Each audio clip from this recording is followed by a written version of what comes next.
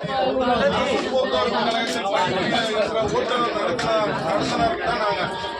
வந்து இந்த நோட்டீஸ் பிரச்சாரம் எதற்காக என்றால் அரசு வந்து படிப்படியாக இந்த போக்குவரத்து கழகத்தில் தனியாரை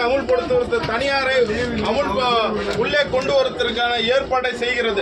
குறிப்பாக சொல்ல வேண்டும் என்றால் சென்னையிலே வந்து அரசு போக்குவரத்து கழக வழித்தடங்களில் மினி பேருந்துகளை இயக்குவது என்று ஒரு கொள்கை முடிவு எடுத்துள்ளது. இது போன்று இந்த அரசு போக்குவரத்து கழக வழித்தடங்களில் தனியாரை அனுமதித்தால் நம்மளுக்கு என்னென்ன பிரச்சனைகள் வரும்? இன்றைக்கு வந்து மாணவர்களுடைய இலவச பயணம் இருக்குது, அரசு கொடுத்துட்டு இருக்காங்க. அதே போல வந்து பெண்களுக்கு இலவச பயணம் கொடுத்திருக்கிறாங்க, ஓய்வு பெற்றவருக்கு 60 வயசுக்கு மேல இருக்கிறவங்க இலவச பயணம் கொடுத்திருக்கிறாங்க. இது போல பல சலுகைகள். அதாவது வந்து இந்த அரசு போக்குவரத்துகள்ல இடஒதுக்கீடுன்னு ஒரு விஷயம் இருக்கு. சமூக நீதி என்று சொல்ற அந்த அரசு வந்து இடஒதுக்கீடா தனியார் அமுல்படுத்திட்டா இடஒதுக்கீடு கிடைக்காது. ஒரு குறைஞ்சபட்ச ஒரு கல்வி தகுதி ஒரு 10வது படிச்சா ஒரு நபருக்கு வந்து இந்த அரசு போக்குவரத்து கழகத்துல வந்து அரசு பணின்றது இந்த நிறுவனம் கொடுத்துட்டு இருக்குது. இப்ப இது மாதிரி இதெல்லாம் தனியார் வசம் போனா இந்த இடஒதுக்கீடு கிடைக்காது. ஒரு குறைஞ்சபட்ச கல்வி தகுதியில 10வது படிச்ச ஒரு பையனுக்கு வந்து ஒரு நிரந்தர வேலை அரசு வேலைன்றது கிடைக்காது. இன்னைக்கு அரசு கிட்ட போயிடுச்சுன்னா இந்த பிரச்சனையெல்லாம் நம்ம சந்திப்போம்.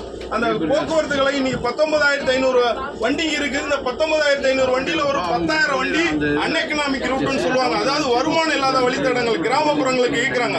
அதாவது காலையில இந்த வண்டி டவுன்ல இருந்து கிராமத்துக்கு போவோம், அங்க இருக்கிற ஜனங்களை கூட்டு வந்து டவுன்ல விட்டுருவாங்க, மறுபடியும் ஈவினிங் தான் அந்த வண்டி போவோம். இது மாதிரி இயக்கும் போது இந்த வழித்தடங்கள் நஷ்டம் வருது. இது வரைக்கும் ஒரு 15,000 கோடி வந்து நஷ்டத்துல தான் இயங்கிட்டு இருக்குது.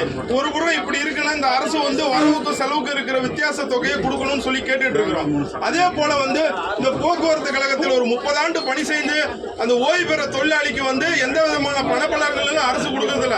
அதாவது குறிப்பிட்டு சொல்ல போனோம்னா 19 மாசமா ஓய்வு பெற்ற பணியாளர்களுக்கு வந்து ஓய்வு கால பலன்கள் எந்த பென்ஷன், கிராஜுவேட்டி, பிஎஃப் எதுவுமே கொடுக்காத ஒரு சூழ்நிலையில இருக்கு அரசு. அதே மாதிரி ஓய்வு பெற்றவர்களுக்கு வந்து 109 மாசமா 105 மாசமா வந்து அகவிலைப்படி டிஏ இன்னும் கொடுக்கல.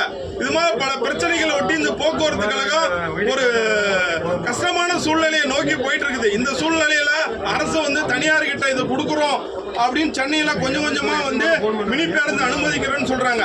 இந்த போக்கு வந்து ஏத்துக்க முடியாது. எதனாலன்னா இந்த தனியாரிடம் போயிட்டா மாணவர்களுடைய இலவச பயணம், பெண்களுடைய இலவச பயணம், ஓய்வு பெற்ற முதியோர்களுடைய இலவச பயணம், இன்னும் பல இலவச சலுகைகள் எல்லாம் வந்து பறிக்கப்படும்.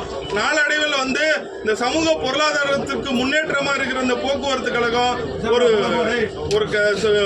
வீழ்ச்சியை நோக்கி சந்திக்கும். அதனால இந்த போக்குவரத்து கழகத்தை நிதி ஒதுக்கி மேம்படுத்தணும்னு சொல்லி இந்த நோட்டீஸ் பிரச்சாரத்தை நாங்கள் முன்னெடுத்திருக்கிறோம். அதுக்கு பொதுமக்களாகிய நீங்கள் வந்து முழு ஒத்துழைப்பு கொடுக்கணும்னு சொல்லி கேட்டுக்கிறோம்.